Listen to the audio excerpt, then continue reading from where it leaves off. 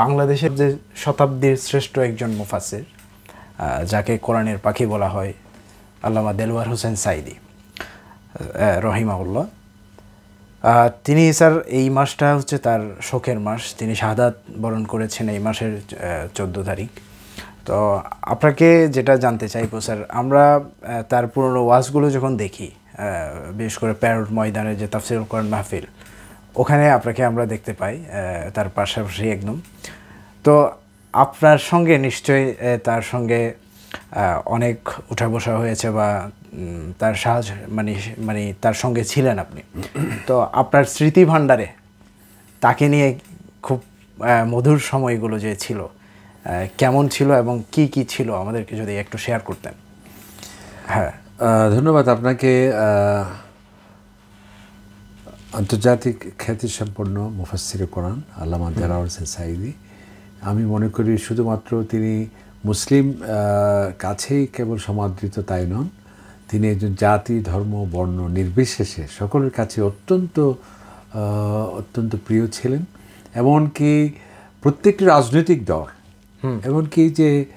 এমনকি তিনি জাতি ধর্ম বর্ণ নির্বিশেষে এমনকি অনেক রাজনৈতিক নেতৃবৃন্দ তার ভক্ত ছিলেন। আমি দেখেছি ছোটবেলায় তার মাহফিলগুলোতে, যিনি চট্টগ্রামে ডিসি ছিলেন, ডিসি ওমর ফারুক সাহেব, এবং প্রত্যেকটি ডিসি তার মাহফিলে আসতেন। আচ্ছা। এবং চট্টগ্রামে যিনি জিওসি ছিলেন, আপনারা জানেন যে সেনা প্রধান হয়েছিলেন নুরুদ্দিন সাহেব। আচ্ছা।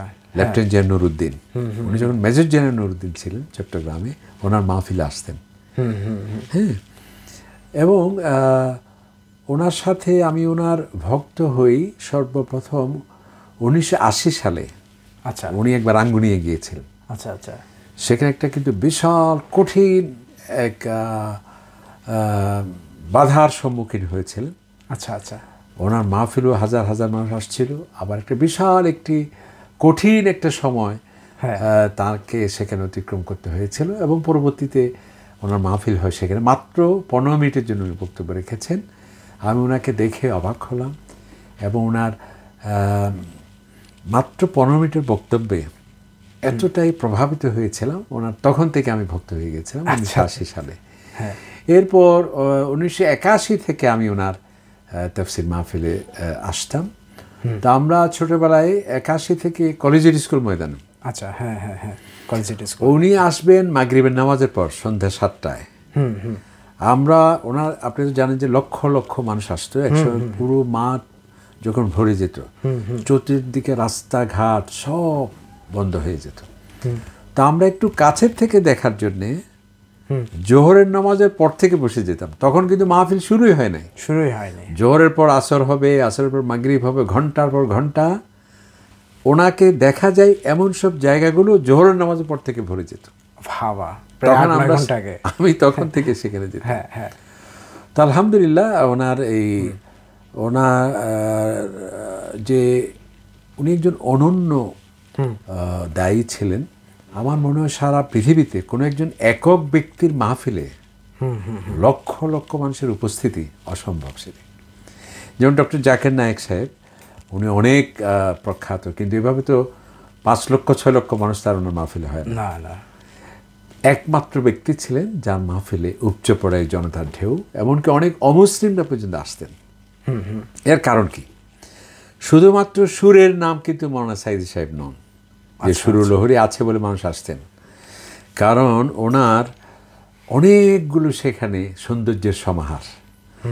অর্থাৎ এই যে ডেল কার্নেগি যেটা বলেছেন যে কিভাবে বক্তৃতার আর্ট, ওই বক্তৃতার আর্ট এটা হচ্ছে থিওরি। আর কেউ যদি এই থিওরির বাস্তব দেখতে চায়, উনি হলেন মৌলানা সাঈদী। একদিকে ওনার ভাষা, একদিকে ওনার উপস্থাপনা, একদিকে আবার উনি মানুষ হিসেবে খুবই সুন্দর ছিলেন। এবং ওনার তাফসীরের মধ্যে এমন স্বাতন্ত্র্য ছিল, যেমন বিজ্ঞান ভিত্তিক তাফসীর বাংলাদেশে উনি প্রথম নিয়ে আসেন কোনো মাহফিলে। এরপর হচ্ছে তার বিষয়ভিত্তিক তাফসীর, যেমন মনে করেন ইসলামে নারীর অধিকার, এর উপর ঘন্টার পর ঘন্টা তিনি বক্তব্য দিচ্ছেন। ইসলামের সুশীল সমাজ, দারিদ্র্য বিমোচন ইসলাম, এভাবে বিষয়ভিত্তিক কোরআন কারীমের আয়াতগুলোকে নিয়ে আসা, এটি কিন্তু উনি প্রথম বাংলাদেশে নিয়ে আসেন। এরপর আরেকটি হলো কোরআনকে কোরআন দিয়ে তাফসীর করা। এটিও কিন্তু আমাদের ওয়াজ মাহফিলগুলোতে ছিল না, যে একটি বিষয়ের উপর, মনে করি নামাজ সম্পর্কে বলছেন, আয়াতের পর আয়াত তিনি নিয়ে আসছেন। তিনি পরকাল সম্পর্কে বলছেন, এমনভাবে বলছেন যেন আমরা যেন বিষয়টি দেখতে পাচ্ছি। এই ধরনের কোরআনকে কোরআন দিয়ে তাফসীর করা, এটাও কিন্তু ওনার অনন্য একটি বৈশিষ্ট্য। এরপর ওনার আরেকটি ছিল, সেটি হলো যে চলমান বিশ্ব, অর্থাৎ মৌলানা সাইদি সাহেবের কেউ যদি ওয়াজ শুনেন, তৎকালীন সময় পেপার পড়তে হতো না। কারণ কি, গতকাল বা গত বছরে কি হেডলাইনগুলো ছিল সব ওনার মাহফিলে চলে আসছে। এটা কিভাবে যে সম্ভব, বিশ্ব রাজনীতি নিয়ে এত তৎপর ছিলেন। হ্যাঁ, এবং চলমান বিশ্ব সম্পর্কে তারা, এবং তার আরেকটি বড় আকর্ষণীয় দিক ছিল, উনি মনে করেন এই বছর তিনি ইটালিতে গিয়েছেন, পুরো ইটালি সম্পর্কে ওখানে মাহফিলে নিয়ে, ভিসুভিয়াসের যে আমেরিকায় গিয়েছেন বা জাতিসংঘে গিয়েছেন, তখন জাতিসংঘ সম্পর্কে এমনভাবে নিয়ে আসতেন। এবং ওনার আরেকটা বড় বৈশিষ্ট্য হলো, সেটা হচ্ছে অনেক কঠিন জিনিসকে সহজভাবে বলতে একেবারে। আর ওনার মাহফিলে আরেকটি বৈশিষ্ট্য হলো, যেমন অনেকে দেখা যায়, যেমন মনে করেন যে কোনো একজন জ্ঞানী যখন বক্তব্য দেন, সাধারণ মানুষ সে বুঝে আসতে পারে না। আবার সাধারণ মানুষের যখন কোনো বক্তব্য হয়, জ্ঞানীদের সেটি ভালো লাগে না, বুদ্ধিজীবীদের সেটি ভালো লাগে না। বা অনেকের আছে যে আবার যুবকদের খোরাক পায় না। কিন্তু মৌলানা সাইদি সাহেবের একটা অনন্য বৈশিষ্ট্য হলো, তাঁর মাহফিলে উনি তো একসময় 3 ঘন্টা 4 ঘন্টা বক্তব্য দিতেন। এটা কিন্তু এটাও বিরল, যে কোনো একজন বক্তা 4 থেকে 5 ঘন্টা, আমি 4-5 ঘন্টা বক্তব্য দিতে ওনাকে দেখেছি। আমি একবার চন্দ্রঘোনায় আছে পেপার মিল, ওখানে গিয়ে উনি যাচ্ছেন, আমি ছোটবেলায় গিয়েছি সেখানে।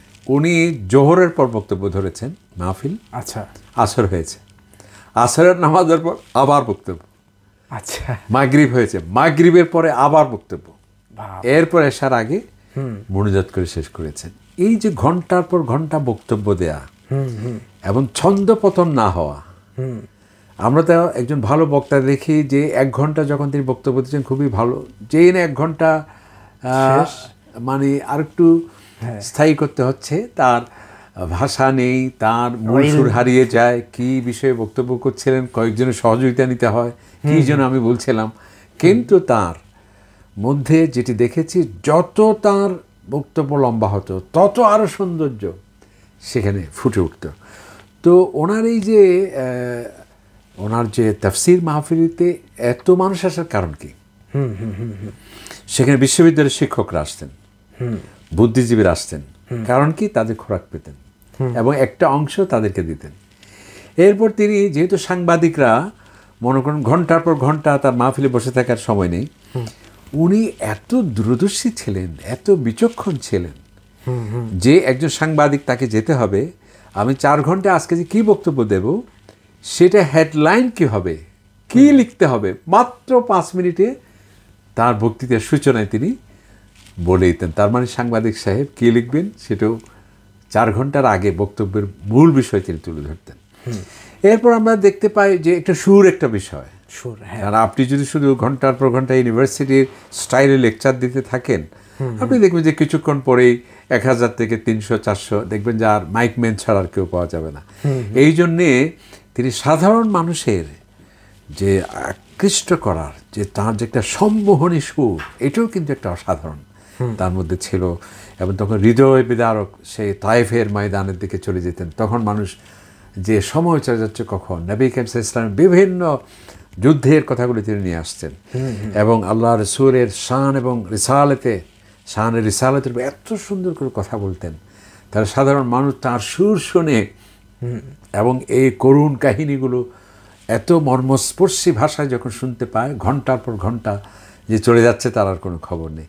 আর যুব সমাজ, তারা যেহেতু তাদের রক্ত টকবক করছে, এমন কিছু হট বিষয় তিনি নিয়ে আসতেন, যেগুলো তাদের এমন স্লোগান হতো, 10-15 মিনিট পর্যন্ত কেবল স্লোগানই চলতো। তো তাহলে আমি এটাই বোঝাচ্ছি যে সর্বস্তরের মানুষের প্রতি তিনি খোরাক দিতে পারতেন। একেবারে সাধারণ মানুষও তার বক্তব্য বুঝতেন, আবার একজন মেধাবী এবং একজন বুদ্ধিজীবী, তারাও তার কথা স্যার তার কথার মধ্যে থেকে আমরা তো অনেক দূরদর্শিতার যে মানে উদাহরণগুলো, দৃষ্টান্তগুলো সেগুলো দেখতে পাই। তিনি ভারতের পানি বন্টন নিয়ে কথা বলেছেন, ভারতের সাথে আমাদের সম্পর্কের কথা বলেছেন, তারা যে আমাদের মানে শত্রুতাপূর্ণ আচরণ করে সেগুলো বলেছেন 20 বছর আগে। এমনকি কিছু কিছু কথা বলেছেন যে মামুর বাড়ি দিল্লি গিয়ে পড়বা। এই যে মানে রাজনৈতিক ভাষা দিয়ে যে কথাগুলো বলেছেন, এগুলো যে হুবহু মিলে যায়, এর পেছনে কারণ কি? এটা কি দূরদর্শিতা নাকি স্পিরিচুয়াল বা আধ্যাত্মিক কোনো কিছু?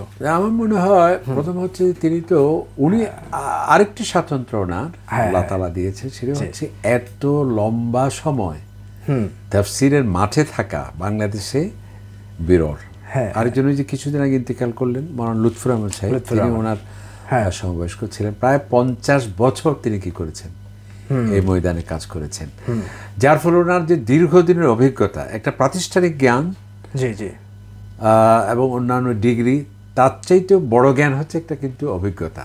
এই যে ওনার অভিজ্ঞতা, উনি ব্রিটিশ দেখেছেন, পাকিস্তান দেখেছেন, বাংলাদেশ দেখেছেন, যার ফলে এবং বিভিন্ন উত্থান পতন দেখেছেন, এর আলোকেই কথাগুলো মিলে যায়। তার মানে এই নয় যে তিনি, কারণ ইলমুল গায়ব বা ভবিষ্যতে কি হবে না হবে না, মানে স্পিরিচুয়াল কোনো আরেকটা হচ্ছে যেহেতু কোরআন কারীমের তিনি তাফসীর করতেন। তো কোরআন তো এমন একটি গ্রন্থ যেটি 1000 বছর আগে কি ছিল সেটাও আছে, 100 বছর পরে গিয়ে কি হবে, কি হতে পারে সেটাও আছে। এর তাফসীর করতে গিয়ে সেগুলো আসেন। তো আমি মনে করি যে ওনার অভিজ্ঞতা এবং ওনার কোরআনের কারণে, হাদিসের তাফসীরের কারণে এই কথাগুলো আসে। আরেকটা যেটা আপনি বলতেছিলাম, ওনার সাথে আমার কিন্তু প্রথম পরিচয় হলো এভাবে, তো শ্রোতা হিসেবে পরিচয়। তো আমি খুবই ওনার ভক্ত ছিলাম এবং আমার দীর্ঘদিন একটা আশা আকাঙ্ক্ষা ছিল যে ওনার সাথে কোনো দেখা করা যায় কিনা বা মুসাফা করা যায় কিনা। একবার আমি তখন ইসলামী বিশ্ববিদ্যালয়ে শিক্ষক ছিলাম, লেকচারার। তো উনি মাহফিলে আসছিলেন, তো মাগরিবের নামাজের সময় উনি কিন্তু সেই আমরা যে ভবনে ইসলামী ইউনিভার্সিটি ছিল সেই ভবনের উপরে থাকতেন।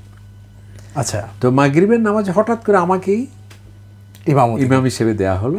কিন্তু আমি যখন নামাজ শেষ করলাম দেখি যে আমার পিছনে হযরত মাওলানা সাঈদ হিসেবে, আমি তো অবাক হলাম। তো উনি বললেন যে মানে আমার তেলাওয়াতটা উনি বলছিলেন যে সৌদ সুরাইম, হেরাম শরীফের একজন সৌদ সুরাইম, উনি আমার খুবই, আমরা ওনার খুব ভক্ত।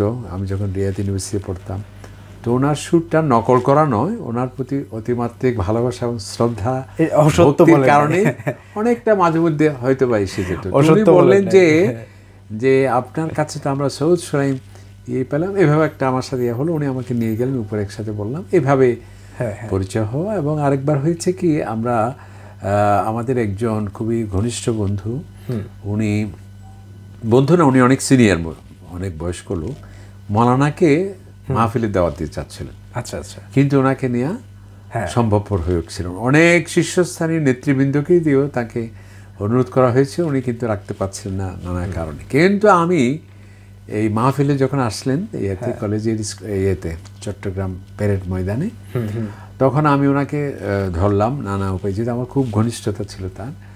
উনি শেষ পর্যন্ত রাজি হলেন।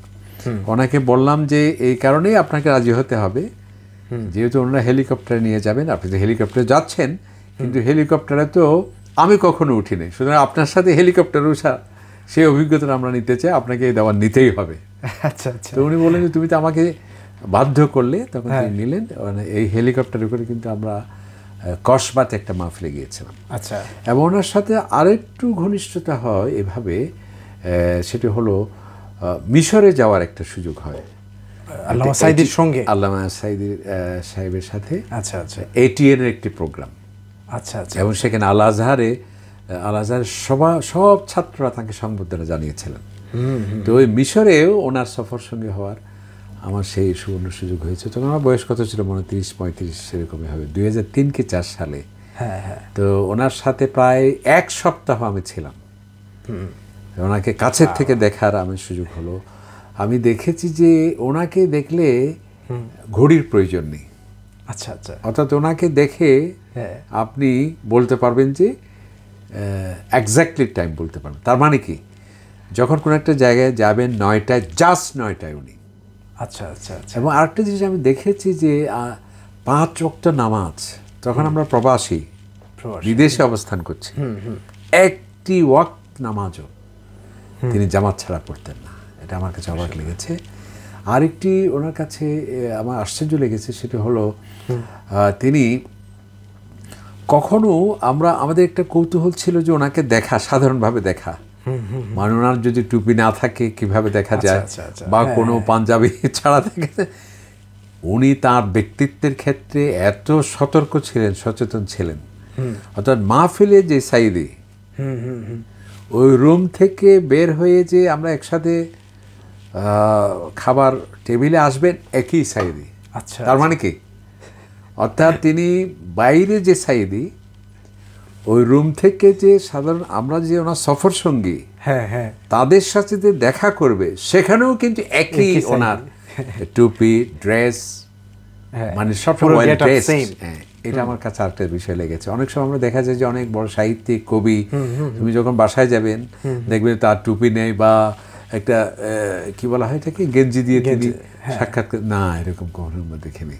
এটা একটা অবাক লেগেছে। আরেকটি হচ্ছে তিনি প্রতিদিন, মনে করেন আজকে আমরা ইয়েতে গেলাম, তুর পাহাড়ে গেলাম, এই যে ইয়েতে গেলাম, নানাবিধ ইসলামের ঐতিহ্য সমৃদ্ধ স্থানগুলো, উনি আবার ওই যে গাড়িতে বসে আজকে কি দেখলেন, কি কোথায় গেলেন, চমৎকার করে সাথে সাথে তিনি লিখে ফেলতেন। আচ্ছা আচ্ছা। আমরা ওনাকে বলতাম, ওনার লেখাগুলো পড়ে যে আমার মনে হয় হুমায়ুন আহমেদ সাহেবও তো আপনাকে, মানে আপনি হুমায়ুন আহমেদ সাহেবকেও তো হার মানিয়ে দিচ্ছেন, এত সুন্দর এবং প্রাঞ্জল ভাষা ছিল তো। এবং আপনি তো জানেন যে হুমায়ুন আহমেদ কিন্তু মৌলানা সাইদি সাহেবের কথা লিখেছেন তার একটা বইয়ে। তাই আমি পড়ি। উনি অবাক হয়ে বলছে যে এই দেখো, যে সাইদি সাহেবও নাকি আমার কি পড়ে, আমার সাহিত্য পড়ছে, এভাবে তিনি বলেছেন সেটা। তো আলহামদুলিল্লাহ ওনার সাথে আমি মিশরে গ্র্যান্ড মুফতি যিনি শাইখুল আজহার, এবং যিনি প্রাইম মিনিস্টার সমমর্যাদা, ওনার সাথে আমরা দেখা করেছিলাম। আবার আসার পথে আমরা দুবাই এয়ারপোর্টে বর্তমান যিনি মালয়েশিয়ার প্রধানমন্ত্রী আনোয়ার ইব্রাহিম, ওনার সাথে আমাদের দেখা হয়েছে। এবং প্রায় 1 ঘন্টা আমরা ইয়েতে ছিলাম এয়ারপোর্টে। এবং উনি মৌলানা সাইদ সাহেব তার কথা বললেন, এবং উনি ওনাকে চিনলেন। উনি নাকি বাংলাদেশে অনেকবার এসেছেন, আনোয়ার ইব্রাহিম সাহেব। বিভিন্ন ছাত্র সংগঠনের আহ্বানে তিনি আসছিলেন, অনেকগুলো বক্তব্য দিয়েছেন। এবং আমি অবাক হয়েছি, তিনি যাচ্ছিলেন কোথায়, অক্সফোর্ডে। আচ্ছা, অক্সফোর্ডে তিনি কি দেবেন, মানে ভিজিটিং প্রফেসর হিসেবে মাঝে মধ্যে তিনি যান। ওই পথে দেখা হলো আর কি। এরপর মৌলানা সাইদ সাহেবের সাথে আমার দুবাইয়ের একটি প্রোগ্রামেও আমি 4-5 দিন ওনার সাথে ছিলাম। আচ্ছা আচ্ছা। আলহামদুলিল্লাহ সমস্ত সৌন্দর্যের সমাহার, তার মধ্যে ওনার যে গাঁথনির আলিত্য, ওনার যে হৃদয়গ্রাহী উপস্থাপনা, ওনার যে মানবিকতা এবং শিশু সারল্য, উনি এত সহজ সরল লোক ছিলেন, মুহূর্তে ওনার চোখে পানি চলে আসতো। যে বলতেন যে আহারে আজকে আমরা এত সুন্দর পরিবেশে আছি, যে আল্লাহর কাছে দোয়া করছি যাতে জান্নাতেও আমরা এভাবে দেখা হয়। এটা দরদর করে তার চোখের থেকে পানি চলে আসতো। অসাধারণ এক ব্যক্তি, আলহামদুলিল্লাহ। এই ধরনের মানুষ সারা পৃথিবীতে একটা দায়ীদের জন্য অনন্য এক আদর্শ তিনি ছিলেন। আমরা আল্লাহ সুবহানাহু ওয়া তাআলার কাছে দোয়া করছি, আল্লাহ তাআলা জান্নাতুল ফেরদৌসের আলা মাকাম ওনাকে দান করুন, আমিন আমিন। এবং উনি মিশর সফরের উপর একটি বই লিখেছেন, নীল নদের দেশে। এটা সম্ভবত ওখানে আমার মনে হয় 7-8 জায়গায় আমি অধমের নাম তিনি লিখেছেন। আচ্ছা আচ্ছা। উনি কতটুকু মানে তার সরলতা, বইটা অবশ্যই পড়তে হবে অন্তত আপনাকে, যেন পাই আমরা। মানুষকে যে ভালোবাসেন, আচ্ছা আচ্ছা, স্নেহ করেন। না হয়তো অনেক বড় মাপের লেখক আপনার সাথে পরিচয় থাকলেও আপনার নাম লিখবে না, কিন্তু তিনি তার ভূমিকাতে এবং বইয়ের অনেক জায়গায়, এমনকি তার মাহফিলের 2-1টি জায়গায়ও আমার নাম ধরে তিনি বলেছিলেন। তার মানে হচ্ছে উনি এত সহজ সরল ছিলেন, এত একজন মুত্তাকি ছিলেন, পরহেজগার ছিলেন। আরেকটি আমরা দেখেছি, উনি এমনকি সফরের মধ্যেও তিনি তাহাজ্জুদের নামাজ কি করতেন। আর রমজান এলে তো তিনি একেবারে পাগল পারা হয়ে যেতেন হারামাইন শরীফে যাওয়ার জন্য। হারামাইন শরীফে ওনার সাথে আমার অনেকবার দেখা, রমজানে আমরা ওনার সাথে দেখা করতাম। ওনার সাথে কথা বল, অনেক স্মৃতি আছে ওনার সাথে, আজকে তো আর এত সময় নেই বলার। আল্লাহ পাক ওনাকে তৌফিক দান করুন, আমিন। ওনাকে জান্নাতুল ফেরদৌস নসিব করুন, সেটা আমরা দোয়া করছি। এবং এই যে দায়ের ময়দানে যে একটা শূন্যতা, যাতে আল্লাহ সুবহানাহু ওয়া তাআলা সেটা পূরণ করে দেন। এবং আলহামদুলিল্লাহ বাংলাদেশে যারাই জনপ্রিয় বক্তা, এটি দেখবেন ইচ্ছেই হোক অনিচ্ছেই হোক, প্রত্যক্ষ বা পরোক্ষ, ওনার একটা প্রভাব, সেটি কণ্ঠে বলেন, শব্দে বলেন, এমনকি তার টুপি, এমনকি তার বডি ল্যাঙ্গুয়েজকে পর্যন্ত অনেকেই। স্যার, একটা পার্সোনাল প্রশ্ন ছিল যে অনেকেই জানতে চায় যে আমাদের সাথে, আমাদের বন্ধু বান্ধব, আমাদের সিনিয়র, যে আল্লামা সাঈদীর ভাষার যে লালিত্য, সেটার একটা প্রভাব ডক্টর গিয়াসউদ্দিন তালুকদারকে প্রভাবিত করেছে, এটা কি সত্য স্যার? আমি তবে এটি বলা যায় না, ওনার শিষ্য হওয়ারও আমার কোনো ইয়ে নেই। ও আচ্ছা, আমি আরেকটা জিনিস বলে গেছি। আচ্ছা, ওনার সামনে বক্তৃতা রাখা এই দুঃসাহস কিন্তু কারণ নেই। কারণ কি, আমরা দেখেছি মাহফিলে যত বড় পণ্ডিত হোক, যত বড় মন্ত্রী হোক, তার যদি মাওলানা সাঈদী সাহেবের সামনে কেউ বক্তব্য রাখেন, সেটি শুনতে চাইতো না, এবং মানুষজন উঠে বলতো যে আপনি রাখুন, বন্ধ করুন, কারণ সবাই ঘন্টার পর ঘন্টা ওনার অপেক্ষা করছে। এবং উনি নিজে অনুরোধ করতেন, আমরা নাম নিচ্ছি না, অনেক বড় পীর সাহেব ছিলেন, আল্লাহ তাআলা জান্নাতুল ফেরদৌস নসিব করুন। উনি বয়ান রাখছেন, উনি বলছেন আমি অনুরোধ করছি, তারপর লোকজন শুনছেন না, যে আমরা হুজুরের বক্তব্য পরে শুনবো, আগে আপনারটা শুনতে চাই। তো যখন আল আজহারে ছাত্রদের একটা সম্বর্ধনা সভায় আয়োজন করলেন, সেখানে তিনিই তো প্রধান অতিথি। তো ছাত্ররা বলল যে আমাকে কিছু কথা বলার জন্য। আপনাকে? তো আমি বলি এটি কীভাবে সম্ভব, এবং আমি হযরতের সামনে বলছি, আপনার সামনে তো কোনো বক্তব্য দেওয়ার সেই দুঃসাহস আমাদের নেই। বলছে তুমি একজন বিশ্ববিদ্যালয়ের শিক্ষক, কি বলছো, বলতেই হবে তোমাকে। তখন আমি কি করলাম, একটু বুদ্ধি কাজ করলো আমার মাঝে হঠাৎ করে, আর আমি আসলে প্রস্তুত ছিলাম না, কারণ এটা তো অবিশ্বাস্য, কল্পনাতীত। কার সামনে? যে মাওলানা সাঈদী সাহেবের সামনে। তখন আমার বয়স মনে 30-35 হবে। আচ্ছা, 30-35 না, 130 হলেও তো ওনার সামনে, মানে এত একজন আন্তর্জাতিক খ্যাতিসম্পন্ন, যার জন্য, যার প্রতিটি সেকেন্ড, প্রতিটি ঘন্টা শ্রোতাদের জন্য ছিল দুর্লভের বিষয়।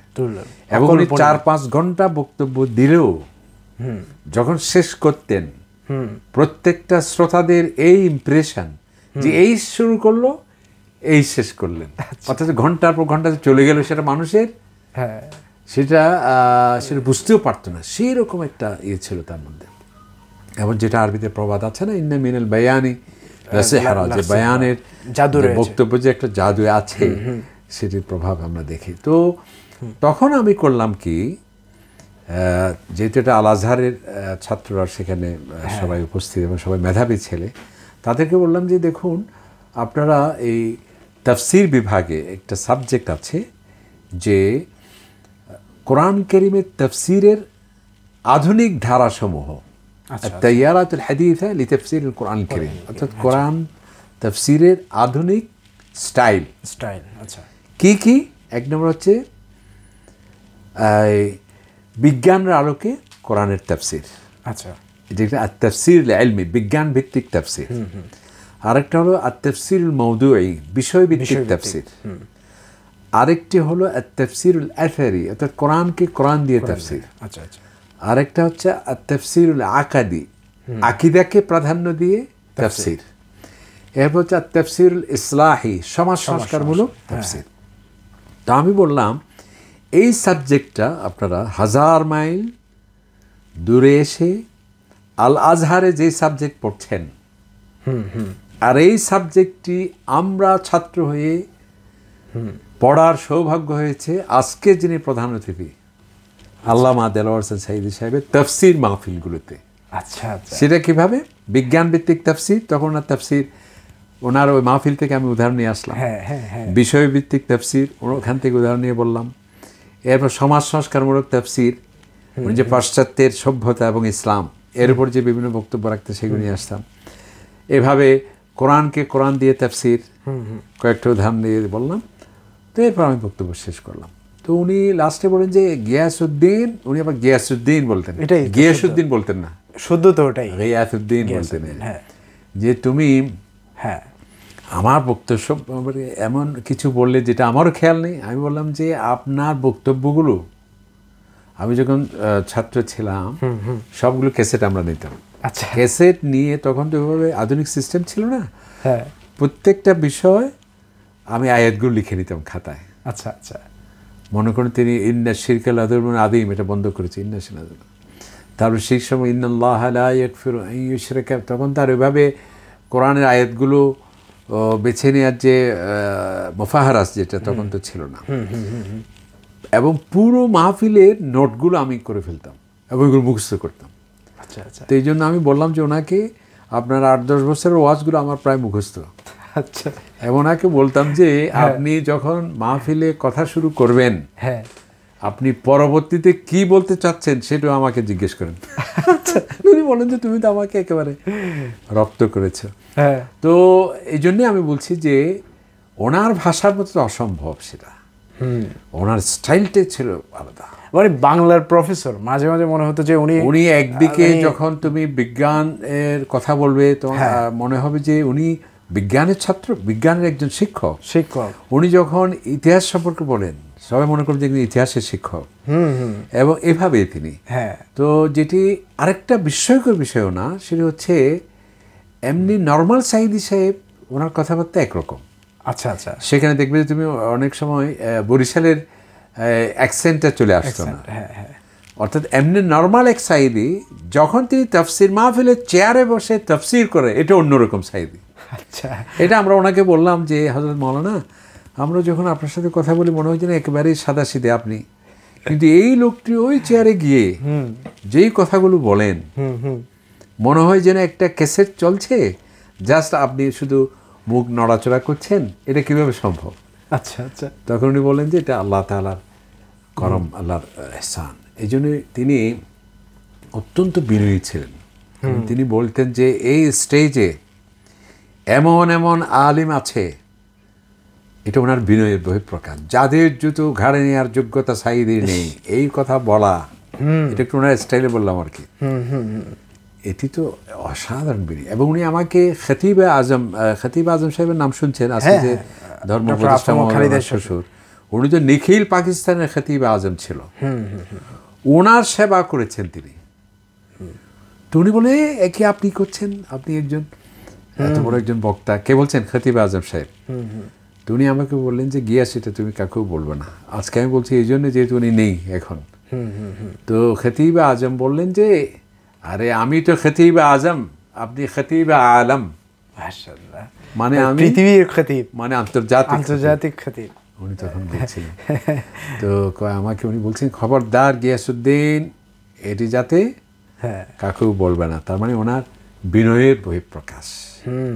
এবং তিনি খুব চাইতেন যখন তিনি এমপি ছিলেন, হাটহাজারী মাদ্রাসায় যাওয়ার গিয়েছিলেন, এবং বিভিন্ন এই যে পটিয়া মাদ্রাসায় তিনি গিয়েছেন, এবং সুলতান জোক আর নেদাবি দারুল মাআরিফ, উনি যখন শাহাদাত বরণ করলেন, আমার মনে হয় ওনার যে স্টেটমেন্ট দিয়েছেন কে, সুলতান জোক, অসাধারণ অসাধারণ মাশাআল্লাহ। এবং যে ডক্টর জাকির নায়েক, জাকির নায়েক সাহেব সাঈদী সাহেবের ওফাতের পর অসাধারণ ওনার প্রতিক্রিয়া ছিল, মানে বিবি দিয়েছে। এমনকি তুরস্কের প্রেসিডেন্ট কি নাম, এরদোয়ান, উনিও মনে সাঈদী রজব তাইয়িব এরদোয়ান, এমনকি ইসমাইল হানিয়া হামাসের প্রধান ছিলেন, শহীদ, বর্তমান এই কিছুদিন আগে যিনি শহীদ হলেন। উনি মোটামুটি আমরা বিশাল এক সম্পদকে হারিয়েছি। এবং উনি আমাকে বলতে যে গিয়াস, তোমাকে 3টি কাজ না করলে তোমার সাথে আর কোনো কথা নেই। জি জি, কি কি 3টি? একটি হচ্ছে তুমি, উনি এটা ওনার একটা সুধারণা, যে তুমি যাই দেখো তাই মুখস্থ হয়, তুমি কোরআনের হাফেজ হতে পারবে না, তা তো হতে পারে না। আচ্ছা, হাফেজ কোরআন না হওয়া পর্যন্ত তোমার সাথে আমার কথা নেই। আচ্ছা, মানে বললেন যে বিশাল আবদার, সবকিছু তোমার এত মুখস্থ হয়, কোরআন কেন মুখস্থ হবে না?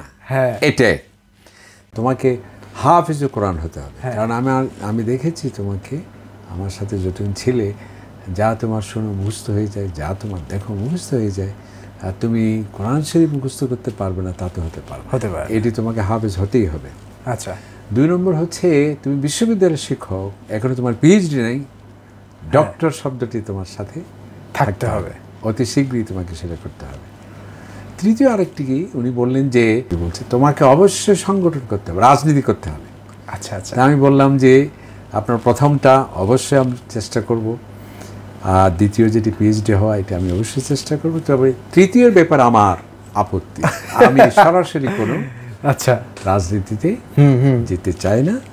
এবং আমি কারণ আমি কি মনে করি যে ওনাকে আমি একটু রসিকতা করে বললাম যে আমি যদি রাজনীতিতে যাই তাহলে আপনাকে তো আমি কমান্ড করতে পারবো না, আচ্ছা, তখন আমি আপনার আনুগত্যে চলে যাব। এখন তো আমি যা ইচ্ছে তা বলতে পারছি, সুতরাং আমি স্বাধীন থাকতে চাই এবং আমি বিশেষ কোনো মানে রাজনীতি আমি সম্পৃক্ত হতে চাই না। এই কারণে যে যেটা আমরা শিক্ষক এবং আমি মনে করি যে একজন মসজিদের খতিব যারা হবেন বা হবেন, সরাসরি কোনো একটি রাজনৈতিক সক্রিয় অংশগ্রহণ, এটা আমি ওনাকেও বলেছি, না থাকাটা উত্তম, যে এই জন্যে তাহলে সর্বমহলে তিনি কথা বলার একটা সুযোগ পাবেন।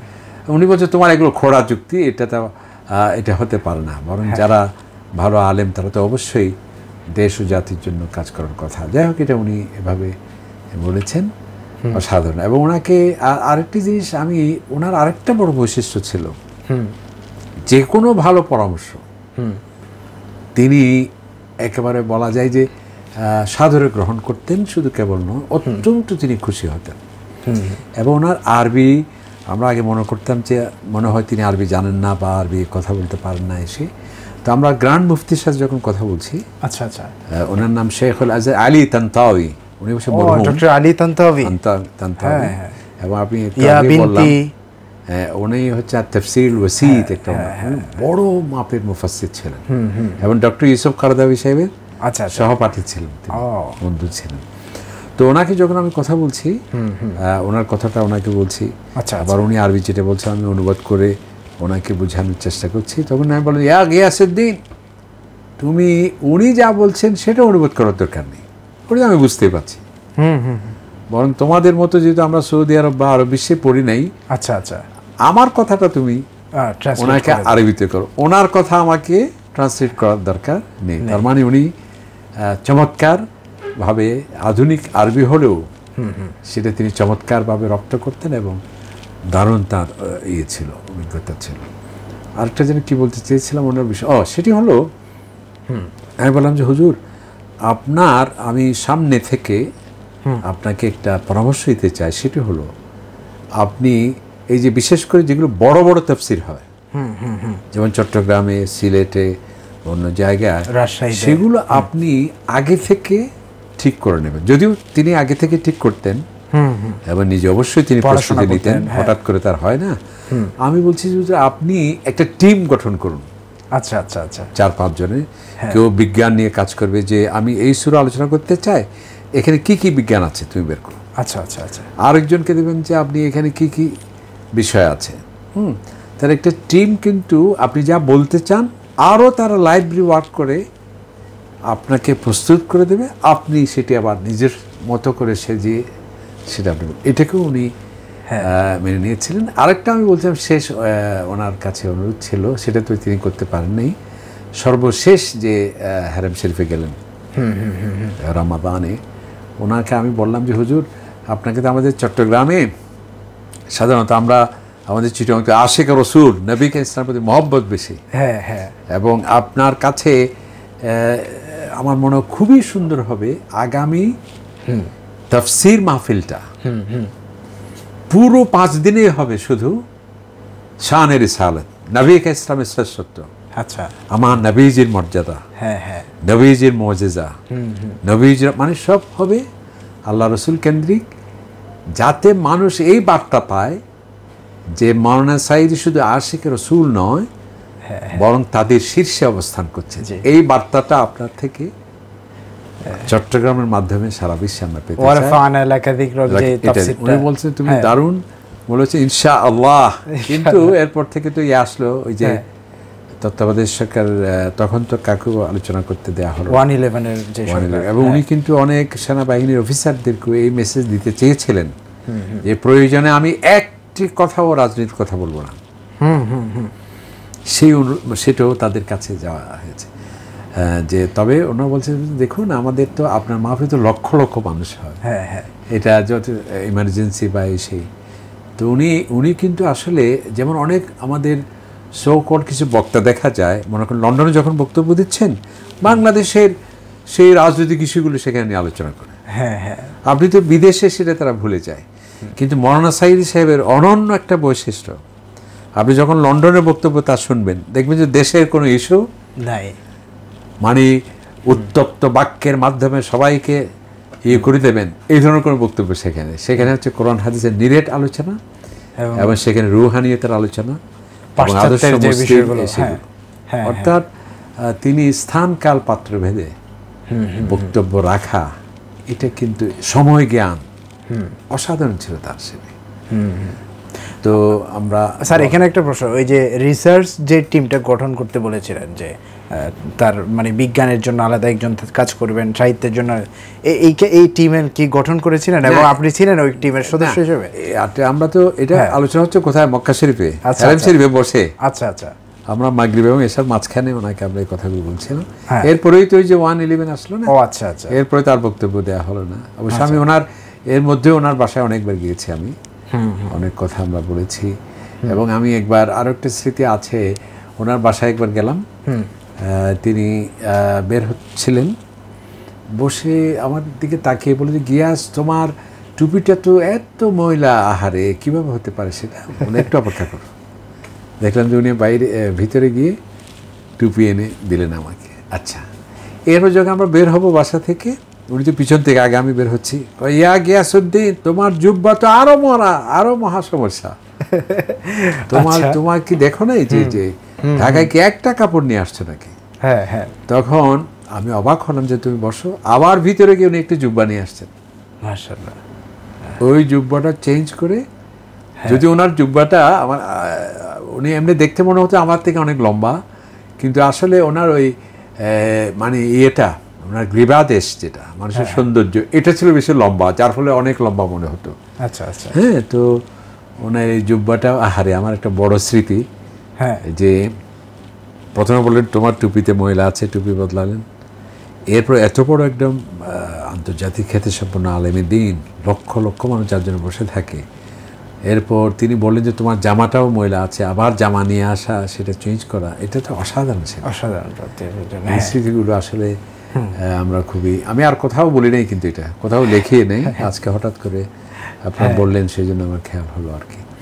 তো আল্লাহ তাআলা ওনাকে জান্নাতুল ফেরদৌস নসিব করুন, এবং ওনার স্বপ্নগুলো আল্লাহ তাআলা বাস্তবে পূরণ করুন, এবং ওনার এই শূন্যতায়, যেটা আমরা যেখান থেকে চলে গিয়েছি, যে অনেক বড় বড়, আমরা নাম বলতে চাই না তাদের, আলহামদুলিল্লাহ তাদের মাহফিলে লক্ষ লক্ষ মানুষ হচ্ছে, এবং আলহামদুলিল্লাহ আমাদের অনেক বক্তা আছে যারা ইংরেজি যেমন সুন্দর, বাংলা যেমন সুন্দর, নাম বলছি না, আমরা নাম বলার দরকার নেই, এবং তাদের কণ্ঠটাও এরকম, এবং তাদের মধ্যে তাদের কণ্ঠে যেন ওনার কণ্ঠ প্রতিধ্বনিত হওয়ার একটা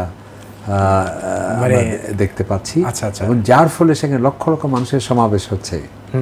হ্যাঁ, এগুলো ওনার কিন্তু প্রত্যক্ষ এবং পরোক্ষ একটি প্রভাব। এমনকি তার বিরুদ্ধে যারা কথা বলেন তারা পর্যন্ত ওনার কণ্ঠে ওয়াজ করেন। হ্যাঁ হ্যাঁ, আমি নাম বলতে চাই না, তারাও, যে